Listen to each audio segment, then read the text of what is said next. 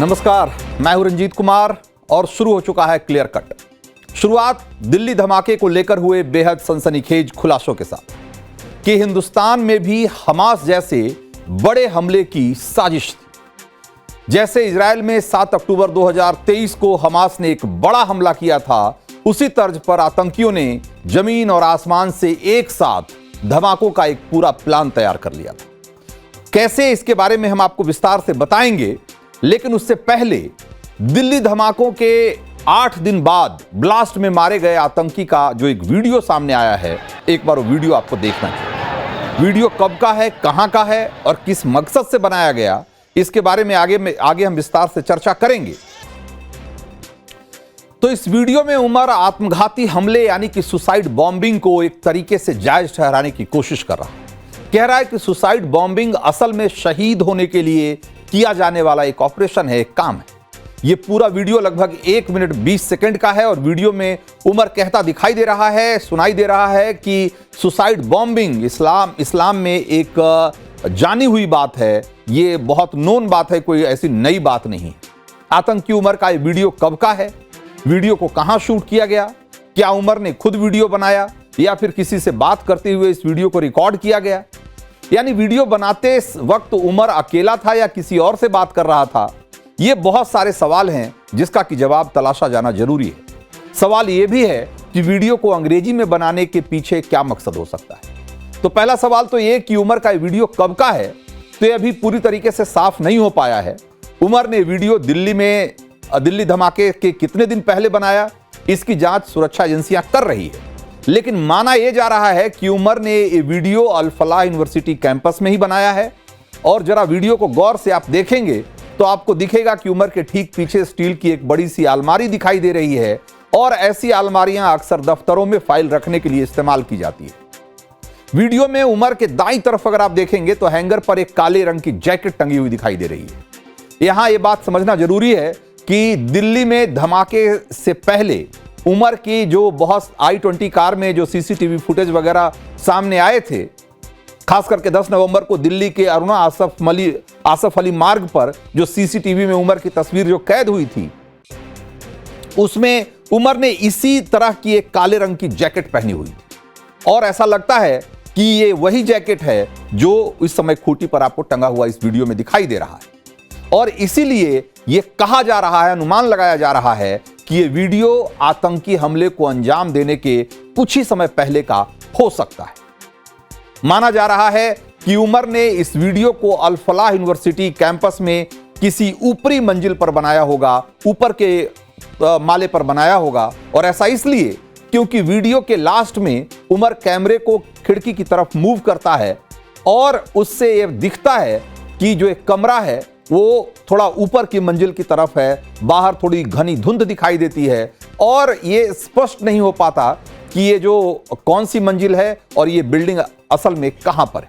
वैसे वीडियो की फॉरेंसिक जांच हो रही है और इसकी एग्जैक्ट जानकारी जुटाने की कोशिश की जा रही है। लेकिन उमर जिस तरीके से अंग्रेजी में सुसाइड अटैक को लेकर बातें कर रहा है, उससे एक बात तो एकदम क्लियर है कि उसके दिमाग में आत्मघाती हमले का प्लान बहुत दिनों से चल रहा था। और अगर ये वीडियो किसी चैट का हिस्सा है तो इसका मतलब यह भी हो सकता है कि डॉक्टर उमर अपने बाकी साथियों को भी सुसाइड अटैक के लिए तैयार कर रहा। इस व्हाइट कॉलर टेरर मॉड्यूल में जिस तरीके से चीजें सामने आ रही है, जिस तरह के नए नए खुलासे हो रहे हैं, उससे ये पता चल रहा है कि ये जो आतंकियों का ग्रुप था वो देश में हमास की तर्ज पर बड़े धमाके या यूं कहें कि बड़े आतंकी हमले करने की योजना बना रहा है। और ये प्लानिंग ठीक उसी तरह बनाई गई थी जिस तरह से हमास ने 7 अक्टूबर 2023 को इजराइल पर हमला किया था। जांच एजेंसियों के मुताबिक यह साजिश सिर्फ एक कार बम तक सीमित नहीं थी। पूरी साजिश को ऐसे तैयार किया गया था कि इसमें ज्यादा से ज्यादा लोगों की मौत हो और इस देश में ज्यादा से ज्यादा अफरा तफरी और एक तरीके से ऐसा माहौल बने जिससे कि पूरे देश में माहौल मतलब एक तरीके से जो कम्युनल हार्मनी है या यूं कहें कि जो सांप्रदायिक सद्भाव है उसको बिगाड़ दिया। तो एक ट्रिपल लेयर अटैक प्लान था, यह बताया जा रहा है, जिसमें कि ड्रोन, रॉकेट और आखिर में कार बम का इस्तेमाल किया जाना था सुसाइड अटैक के तौर पर। जांच एजेंसियों के मुताबिक इसकी योजना ड्रोन से ऐसे इलाकों में बम गिराने की थी जहां सुरक्षा बलों की मौजूदगी की वजह से आप सुसाइड अटैक नहीं कर सकते, या सुसाइड जो बॉम्बर्स थे उनका वहां तक पहुंचना मुश्किल था। इन आतंकियों की योजना ऐसे जगहों पर रॉकेट से हमले करने की थी जिन इलाकों में बैरिकेडिंग और दूसरे कारणों से आतंकी वहां नहीं पहुंच सकते। वहां दूर से ही टारगेट को रॉकेट से उड़ा देने की पूरी प्लानिंग कर रखी थी। अयोध्या और काशी जैसे तीर्थ स्थलों पर आतंकियों की इस साजिश का क्या परिणाम हो सकता था, इसका अंदाजा आप लगाइए। बताया जा रहा है कि इसी प्लानिंग के तहत भीड़ भाड़ वाले इलाके में सुसाइड बॉम्बर कारों में बारूद भरकर खुद को उड़ा देने की तैयारी कर रहे हैं। तो देखिए, तो 3 तरीके से इन्होंने टारगेट करने की योजना बनाई थी। एक तो ड्रोन के जरिए, दूसरा रॉकेट के जरिए और तीसरा सुसाइड बॉम्बिंग के जरिए। कुल मिलाकर मकसद यह था कि ज्यादा से ज्यादा नुकसान पहुंचाया जाए। हमास के आतंकियों की तरह ये यहां लोगों को बंधक बनाकर नहीं रख सकते थे। हमास तो बंधकों को गाजा ले गया था, लेकिन फरीदाबाद के आतंकी मॉड्यूल के पास इस तरह की कोई सेफ जगह नहीं थी। इसीलिए उनकी जो प्लानिंग थी वो ये थी कि ज्यादा से ज्यादा लोगों को मारा जाए। एनआईए को यह जानकारी उमर के जो साथी है जसीर बिलाल उर्फ दानिश, उसकी गिरफ्तारी के बाद मिली। दानिश जम्मू कश्मीर के अनंतनाग जिले के काजीगुंड का रहने वाला है और एनआईए ने उसे 4 दिन पहले श्रीनगर से हिरासत में लिया था और कल औपचारिक रूप से उसे गिरफ्तार किया गया और 10 दिनों के लिए इसे एनआईए की रिमांड पर भेज दिया गया है। और पूछताछ में इसी व्यक्ति से पता चला कि दानिश ने ड्रोन को मॉडिफाई करने और उसे रॉकेट और दूसरे जो रॉकेट्स हैं उसको बनाने की जो पूरी टेक्नोलॉजी है उस पर वो बहुत दिनों से काम कर रहा था और दानिश को छोटे ड्रोन हथियार बनाने, उनको मॉडिफाई करने और इसका एक थोड़ा टेक्निकल उसको एक्सपीरियंस हो चुका था और उमर के साथ मिलकर के ये आतंकी हमलों को अंजाम देने के लिए ड्रोन और रॉकेट तैयार करने में जुटा हुआ था। सूत्रों के मुताबिक दानिश ऐसे कई चैट ग्रुप से जुड़ा हुआ था जहां ड्रोन और रॉकेट बनाने के ट्रेनिंग और वीडियो शेयर किए जाते थे। नवभारत संवाददाता सुहेल साहिल ने जसीर बिलाल वानी उर्फ दानिश को लेकर एक रिपोर्ट भेजी है, देखिए जरा। दरअसल जांच से पता चला है कि 22 साला जासिर बिलाल वानी लगातार टेलीग्राम और दूसरे एनक्रिप्टेड सोशल मीडिया चैनल्स के साथ अपने हैंडलर्स के साथ जुड़ा हुआ था। उसने कई एनक्रिप्टेड और प्राइवेट चैट ग्रुप्स ज्वाइन किए थे जहां पर लगातार इस तरह के वीडियोस उसको मिल रहे थे जिससे वो ड्रोन्स को कैसे मॉडिफाई किया जाए और रॉकेट्स कैसे बनाया जाए, इस चीज का वहां से टेक्निकल जानकारी लगातार ले रहा था। ऐसे में एनआईए जांच कर रही है, उसके तमाम जो इलेक्ट्रॉनिक डिवाइसेस है वो जब्त किए गए हैं और उसके सोशल मीडिया को भी लगातार खंगाला जा रहा है। हालांकि जो जासिर है उसने गिरफ्तारी से कुछ घंटे पहले ही अपने तमाम सोशल मीडिया अकाउंट्स जो थे वो डीएक्टिवेट किए थे, लेकिन एनआईए लगातार जांच कर रही है और उसकी पुरानी और सारी साइबर एक्टिविटी को खंगाल रही है। तो दानिश की साइबर एक्टिविटी से पता चला है कि वो रूस यूक्रेन युद्ध और इजराइल के गाजा पर ड्रोन से हमले के कई वीडियो देखता रहता था और एक पल के लिए सोचिए कि अगर आतंकी अपनी साजिश में कामयाब हो जाते तो किस तरह की तबाही होती। हाल ही में ड्रोन अटैक की कई तस्वीरें जंग के मैदान से आती रही और ये जो हम आपको तस्वीर दिखा रहे हैं ये रूस के यूक्रेन पर ड्रोन अटैक की तस्वीरें हैं और 4 दिन पहले रूस ने यूक्रेन पर एक बड़ा ड्रोन अटैक किया था और हमला कितना भीषण था, ये तस्वीरें उसकी गवाही दे रही। उमर और दानिश का मकसद क्या इसी तरह के हमले को अंजाम देना था? डॉक्टर टेरर मॉड्यूल है वो देश के शहरों में क्या इसी तरह की तबाही मचाना चाहता था? जांच एजेंसियों के मुताबिक ये टेरर ग्रुप हमले के लिए पूरी तरीके से तैयार था और कमोबेश सारी तैयारी हो चुकी थी। अल फलाह यूनिवर्सिटी में विस्फोटक, टाइमर, डेटोनेटर सब कुछ जुटा लिया गया। आत्मघाती हमलों के लिए कई कारें खरीद ली गई थी। शाहीन ने धमाके से कुछ हफ्ते पहले ही एक नई ब्रेजा कार खरीदी थी और इसकी तस्वीर भी अब सामने आई है जो इस समय आप अपने टीवी स्क्रीन पर देख रहे हैं। इसमें शाहीन के साथ मुजम्मिल भी नजर आ रहा है, यानी कार खरीदने के लिए शाहीन के साथ मुजम्मिल भी शोरूम गया था। खास बात यह है कि पूरी गाड़ी कैश में खरीदी गई और दोनों ने कार के सामने फोटो भी खिंचवाया। जांच एजेंसियों का मानना है कि गाड़ी खरीदने की टाइमिंग और पेमेंट का तरीका, दोनों बातें किसी बड़ी प्लानिंग की तरफ इशारा कर रही। जांच एजेंसियों ने आज फरीदाबाद की अल फलाह यूनिवर्सिटी में रेड डाली और ईडी ने दिल्ली के ओखला ऑफिस समेत यूनिवर्सिटी के ट्रस्टियों और संबंधित लोगों के घरों पर भी छापा मारा।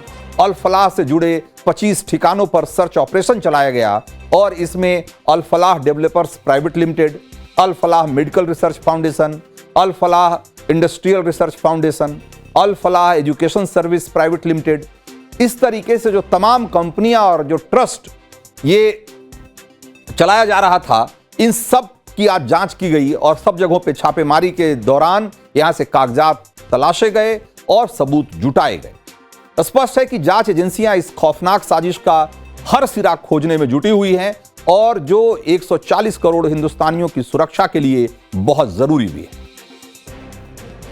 तो क्लियर कट में अब बढ़ते हैं दूसरी स्टोरी की तरफ और आपको बताते हैं कि एसआईआर ने ऐसा क्या कर दिया है कि बांग्लादेशी घुसपैठिए पश्चिम बंगाल से सिर पर पैर रखकर भाग रहे हैं।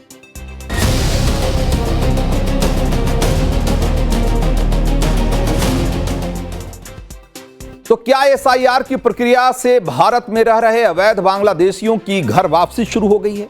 घुसपैठिए हिंदुस्तान छोड़कर भागने लगे हैं। पश्चिम बंगाल में वोटर लिस्ट फाइनल करने के लिए 4 नवंबर से एसआईआर की प्रक्रिया चल रही है और उसी के बाद से खबरें आ रही थी कि पश्चिम बंगाल से चोरी छिपे बॉर्डर पार करके बांग्लादेश लौटने वाले घुसपैठियों की तादाद लगातार बढ़ती जा रही है। सोशल मीडिया पर इसको लेकर पिछले कुछ दिनों से कई वीडियोज वायरल किए जा रहे थे और जिसको कि ममता बनर्जी की सरकार और उनकी पार्टी टीएमसी दोनों ही इसे फर्जी करार दे रहे थे। आज आपके सामने इस पूरे मामले की कुछ क्लियर कट तस्वीरें रखूंगा। तो ये जो पहली तस्वीर हम आपको दिखा रहे हैं, तस्वीर पश्चिम बंगाल के उत्तर 24 परगना जिले के स्वरूप नगर की है, जहां का हाकिमपुर बॉर्डर पोस्ट बांग्लादेश से लगा हुआ है और पिछले 3 दिनों से यहां बहुत बड़ी संख्या में बांग्लादेशी परिवार बॉर्डर पोस्ट के आसपास अपने सामान के साथ इसी तरीके से मौजूद हैं। इस मौके की ताक में हैं कि किसी तरीके से बॉर्डर पार करके बांग्लादेश में चले जाएं। ये सारे अवैध बांग्लादेशी जिन्होंने बिना कागजात के भारत में घुसपैठ की थी और अब यही वजह है कि बांग्लादेश वापसी में इन्हें बहुत तरह की परेशानियां झेलनी पड़ रही। बिना कागज के बांग्लादेश बॉर्डर पार करने का मतलब बांग्लादेश पुलिस के डिटेंशन में जाना। ये सीधे वहां जाते ही गिरफ्तार कर लिए जाएंगे या इनको हिरासत में ले लिया जाएगा। और अगर एसआईआर प्रक्रिया के दौरान बंगाल में रहेंगे तो इसका मतलब होगा कि अवैध घुसपैठियों के ठप्पे के साथ यहां भी जेल के सलाखों के पीछे जाना पड़ सकता है। तो बंगाल में बिना कागजात के कई सालों से रह रहे घुसपैठिए पहले कभी नहीं मानते थे कि वो बांग्लादेशी। एसआईआर प्रक्रिया के डर से अब वो खुद कह रहे हैं कि मैं बांग्लादेशी हूं और लौटकर अपने घर जा रहा हूं। यह है एसआईआर की ताकत।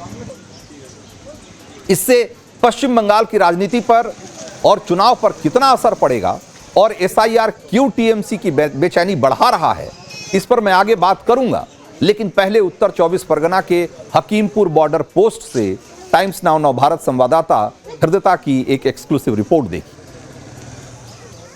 एसआईआर शुरू होते ही बंगाल का जो पॉलिटिकल परिस्थिति है वो काफ़ी टेंस्ड हो चुका है। अभी हम लोग जहाँ खड़े हैं वो है हकीमपुर चेक पोस्ट और हकीमपुर चेक पोस्ट में जैसे कि आप देख सकते हैं ये विजुअल, ये 100 से ज़्यादा बांग्लादेशियों या जिन लोगों के पास प्रॉपर लीगल डॉक्यूमेंट्स नहीं था भारत में रहने के लिए, उन लोगों का भीड़ जम चुका है।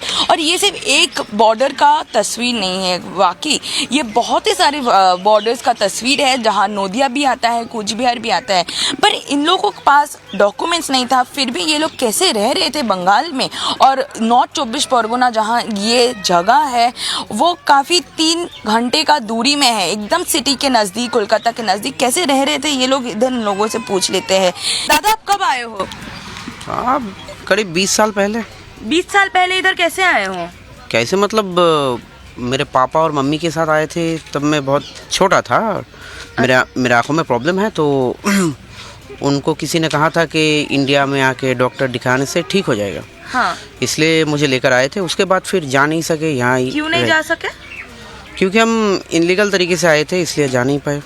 तो इलीगल तरीके से आए थे, इधर कोई लीगल पेपर कुछ बनाए थे उसके बाद? नहीं, उसके बाद कुछ बना नहीं पाए थे, क्योंकि कुछ बनाने के लिए तो पुराना कुछ डॉक्यूमेंट्स जो है दिखाना पड़ता है। जी, वैसा तो कुछ था नहीं, इसलिए दिखा नहीं पर पाए। आप जब डॉक्टर दिखाने जाते थे या कंसल्ट करने जाते थे तब आपका कुछ मांगते नहीं थे, आईडी प्रूफ या कुछ सर्टिफिकेट? नहीं, ऐसा कुछ तो मांगते नहीं थे। कभी ऐसा कुछ ज़रूरत पड़ा नहीं है। जी, तो जहाँ रहते थे उधर भी घर भाड़े पे लेने के लिए कुछ लीगल डॉक्यूमेंट्स नहीं मांगे कोई? नहीं, ऐसा कुछ तो कभी मांगता नहीं था। पहले तो इतना कुछ ज़रूरी था नहीं, ऐसे ही दे देते थे। फिर हम 20 साल एक ही जगह पे रह गए थे ना। कहाँ रहते थे आप? हम डानकुनी में थे। अच्छा, तो आप लोग अभी क्यों वापस जा रहे हो? वापस अभी जा रहे, देखिए एक बात जो है, SIR तो हो रहा है जी, ये एक बात है, और दूसरा बात यह है कि कुछ दिन पहले से हमारे वहाँ पे एक बात हो रहा था कि यहाँ SIR होने के बाद एक कैंप बनाया जाएगा, जहाँ दूसरे देशों के जो लोग हैं यहाँ आके रहते हैं उनको वहाँ ले जाएगा। डर से जा रहे हो? डर मतलब हाँ, वो तो है ही, ज़रूर है, क्योंकि मेरा पूरा फैमिली है मेरे साथ, तो उन लोगों को लेकर तो मैं कोई रिस्क नहीं ले सकता। तो हकीमपुर बॉर्डर पर नवभारत की पड़ताल के दौरान इसी तरीके से कई बांग्लादेशी वहां अपनी बात खुलकर रखते दिखे, और उसमें से बहुत सारे ऐसे लोग भी थे जो कि अपना चेहरा छुपा रहे थे। ये वो लोग हैं जो अपनी बांग्लादेशी पहचान छिपाकर खुद को स्थानीय बंगाली बताकर सालों से कोलकाता और उसके आसपास के इलाकों में रह रहे थे। अभी कैमरे पर इन्हें अपनी पहचान खुलने का डर सता रहा है, या बहुत मुमकिन है कि ये दोबारा हिंदुस्तान में वापस आना चाहते हैं, इसलिए नहीं चाहते हैं कि उनकी पहचान उजागर हो। 4 नवंबर से 4 दिसंबर तक पश्चिम बंगाल में वोटर लिस्ट करेक्शन के लिए SIR का प्रोसेस चल रहा है, और चुनाव आयोग उसे बहुत सख्ती से अंजाम भी दे रहा है। हर घुसपैठिए को वोटर लिस्ट से बाहर करने की तैयारी है, और ऐसे में ये अवैध बांग्लादेशी अभी किस तरीके से बांग्लादेश भागना चाहते हैं ताकि SIR की प्रक्रिया खत्म होने के बाद मौका देखकर वो दोबारा पश्चिम बंगाल में घुसपैठ कर सकें, ये इसके बारे में भी वहां उन्होंने बातचीत की। हकीमपुर बॉर्डर पोस्ट पर बंगाल छोड़कर अभी बांग्लादेश भाग रहे कई घुसपैठियों ने इस बात को कबूला भी। एक बांग्लादेशी महिला ने तो यहां तक कहा कि उसने किसी को पैसे दे रखे हैं ताकि कागज बनने के बाद फिर वापसी की गुंजाइश बन जाए।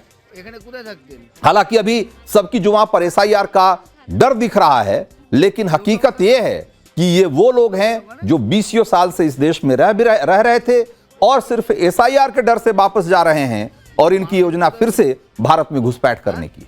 एक बार सुनी। আপনার কাছে কোনো লিগ্যাল পেপার ডকুমেন্ট কিছু ছিল না তাহলে আপনি এখানে থাকছিলেন, আপনাকে কেউ বাধা দেয়নি? না এখন চলে যাচ্ছেন কেন? ওই এসআই শুরু হয়েছে এই কারণে চলে যাচ্ছে। मतलब क्यों जा रहे हो? जा रहे इसीलिए जो अभी जो मांग रहा वोटर कार्ड 2002 का, तो हम लोग तो यहाँ का है नहीं, हम लोग तो बांग्लादेश का है, तो हम लोग का पास तो है भी नहीं।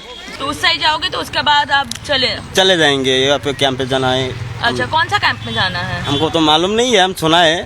हम तो आप तो सुबह यहाँ पे करा ना, हम सरेंडर कर रहे हो? हाँ, सरेंडर कर रहे हैं। कोई लीगल डॉक्यूमेंट है आपके पास? कैसे आए थे फिर इस बार? ऐसे आया था, लोग पकड़ के। किसी को पैसा देना हुआ था? किसको पैसा दिए थे? आदमी नहीं अभी दिया दूसरा आदमी को। तो अभी जो तस्वीरें आपने देखी वो तो पश्चिम बंगाल के उत्तर 24 परगना जिले के हकीमपुर बॉर्डर पोस्ट की थी, जहां से राजधानी कोलकाता की दूरी सिर्फ 3 घंटे की है। बॉर्डर कई जगहों पर असर में खुला हुआ है। BSF और खुफिया एजेंसियों के मुताबिक इसीलिए अलग अलग सरकारों में बांग्लादेश से सबसे ज्यादा घुसपैठ उत्तर 24 परगना से ही होती रही है। बसीरहाट, स्वरूपनगर, हकीमपुर, बोंगांव घुसपैठ के सबसे आसान रास्ते रहे, और इसके बाद मुर्शिदाबाद जिला आता है, जहां जलंगी नदी के रास्ते लाल गोला से घुसपैठिए आसानी से भारत में दाखिल होते रहे। उसके बाद मालदा का नंबर आता है, वहां हांडिया, बामनगोला, और इस तरह के बहुत सारे इलाके हैं जहां से महानंदा नदी गुजरती है और बांग्लादेश से लगे पश्चिम बंगाल के जो खेत हैं वो घुसपैठ का चोर रास्ता बन जाते हैं। इसी तरीके से दक्षिण दिनाजपुर का इलाका है, वहां का हिली बॉर्डर है और वैध चेक पोस्ट भी नहीं है वहां बहुत सारे, लेकिन आसपास से जो है वो इसका फायदा उठाकर घुसपैठिए भारत में दाखिल होते रहते हैं। कूच बिहार का जो जिला है वहां भी मेखलीगंज, तूफानगंज, ये सब वो रास्ते हैं जहां से कि असम बॉर्डर भी करीब है और यहां से बड़ी संख्या में घुसपैठिए भारत में आते रहते हैं। बताया जा रहा है कि अब इन्हीं रास्तों के जरिए घुसपैठिए बांग्लादेश वापस जाना चाहते हैं। एसआईआर की प्रक्रिया ने घुसपैठियों को उन्हीं रास्तों से भागने के लिए एक तरीके से मजबूर कर दिया है जिसे उन्होंने कभी भारत में घुसपैठ के लिए चुना था। बिहार चुनाव में वोटर लिस्ट फाइनल करने के लिए जब एसआईआर का प्रोसेस शुरू हुआ था तो बंगाल बीजेपी ने जिस अंदाज में इसके समर्थन में मोर्चा खोला उससे बंगाल में सालों से रह रहे बांग्लादेशी घुसपैठियों को ये आशंका सताने लगी थी कि अब बंगाल में उनकी खैर नहीं है और तभी से उनके बांग्लादेश भागने का सिलसिला भी शुरू हो गया था। ममता बनर्जी ने एसआईआर के खिलाफ मोर्चा भी खोला लेकिन बांग्लादेशी घुसपैठियों में भगदड़ थमी नहीं। देखिए, एसआईआर डिक्लेरेशन होने का बाद ये लोग को भागना शुरू हुआ, थाउजेंड्स सब भाग के चला गया है। बहुत सारे एरिया में फेंसिंग नहीं है, स्टेट गवर्नमेंट ने बीएसएफ को, एमएचए को लैंड प्रोवाइड नहीं किया।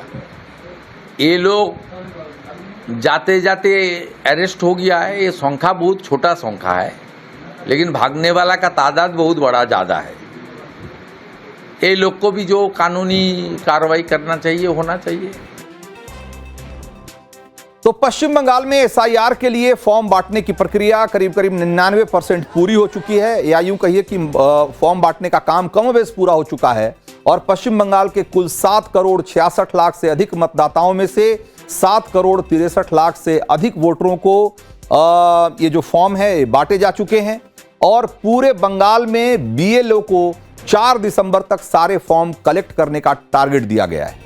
और इसके निरीक्षण के लिए चुनाव आयोग की टीम का आज पश्चिम बंगाल का दूसरा दौरा था और इसी बीच बांग्लादेशी घुसपैठियों से में बांग्लादेश भागने की जो खबरें आ रही है वो हम आपको दिखा रहे हैं और इसी से अंदाजा लगाइए कि इस प्रक्रिया को लेकर के बांग्लादेशी घुसपैठियों के बीच में किस तरह की अफरा तफरी का माहौल। चुनाव आयोग ने किस तरह एसआईआर के जरिए घुसपैठियों और फर्जी वोटरों पर नकेल कस दी है, अब जरा मैं वो भी आपको बताता हूं।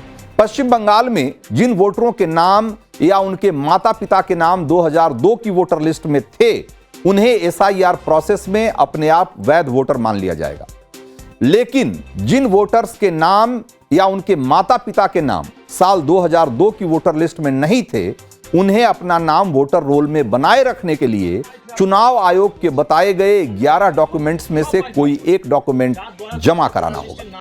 9 दिसंबर को एसआईआर के आधार पर पश्चिम बंगाल का वोटर लिस्ट पब्लिश होना है और इसके बाद अगर पाया जाता है कि किसी आवेदक ने ऐसे नाम के साथ फॉर्म भरा है जो आधार डेटाबेस से हटाया जा चुका है तो संबंधित चुनाव पंजीकरण अधिकारी यानी कि ईआरओ आवेदक को सत्यापन के लिए बुला सकता है, यानी स्टेट लेवल पर हेराफेरी की गुंजाइश चुनाव आयोग ने छोड़ी ही नहीं।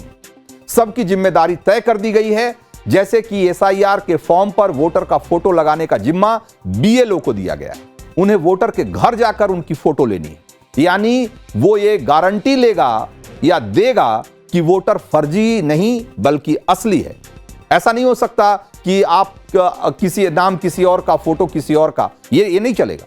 एकदम जो जेन्युइन वोटर होगा या जो पर्सन होगा उसी की फोटो उसके फॉर्म पे चिपकाई जाएगी और अगर इसमें कोई गड़बड़ी होती है तो इसमें बीएलओ भी नपेगा। तो ऐसे सख्त नियमों की वजह से पश्चिम बंगाल के 7 करोड़ 66 लाख मतदाताओं में से 3 से 4% मतदाताओं के मिसिंग की कैटेगरी में आने की संभावना है और इसमें से ज्यादातर लोग बांग्लादेशी घुसपैठी हैं। और इसकी वजह यह भी है कि कोलकाता, खड़गपुर और आसनसोल जैसे 35 से अधिक शहरी इलाकों में 30% मतदाताओं से जो संपर्क से जो है वो बाहर पाए गए हैं, यानी कि इनसे जब बात करने की कोशिश की गई, कांटेक्ट करने की कोशिश की गई तो यहां से करीब 30% मतदाता वहां मिले ही नहीं, अपने पते पर वो बीएलओ को मिले ही नहीं। ऐसे में कहा जा रहा है कि इनमें से कईयों का शहर और पता हो सकता है बदल गया हो और एसआईआर के जरिए हालांकि उनकी पहचान की जाएगी, लेकिन यह भी कहा जा रहा है कि इसमें से बड़ी संख्या बांग्लादेशी घुसपैठियों की भी थी। एसआईआर के डर के कारण अब वो भाग खड़े हुए हैं, इसलिए उस पते पर अब वो बीएलओ को नहीं मिल रहे हैं। तो क्लियर कट में अब आगे बढ़ते हैं और आपको बताते हैं कि कैसे आज नक्सलियों के खिलाफ अभियान में सुरक्षा बलों को सबसे निर्णायक जीत मिली।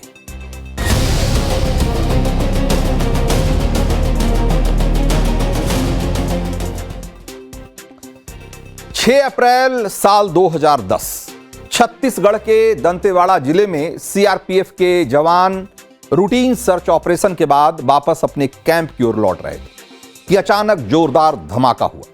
जवान संभल भी नहीं पाए थे कि चारों दिशाओं से अंधाधुंध फायरिंग शुरू हो गई। 1000 नक्सलियों ने एक साथ हमला बोला।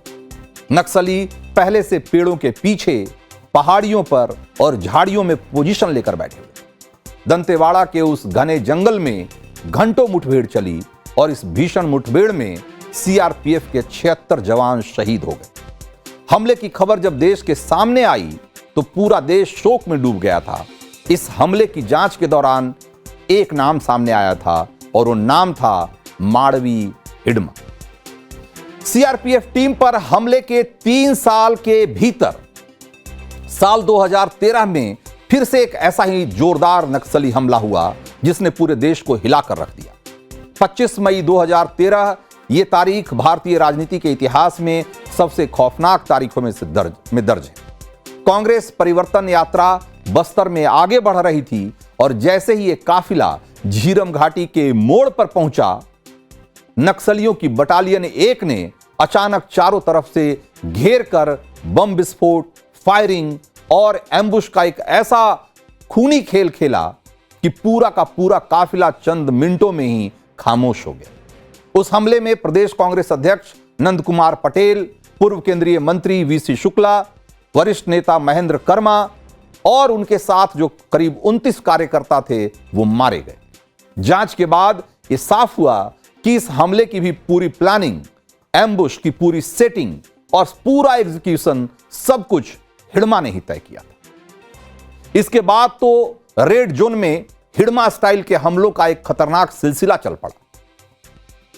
पहले जंगल में गहरे फैल जाना, जवानों को खुली जगह तक खींचना और अचानक चारों तरफ से बारूदी हमला और फिर इस हमले को अंजाम देकर मिनटों में गायब हो जाना। नक्सली कमांडर माड़वी हिडमा के हमलों का यह पैटर्न हर जगह देखा गया।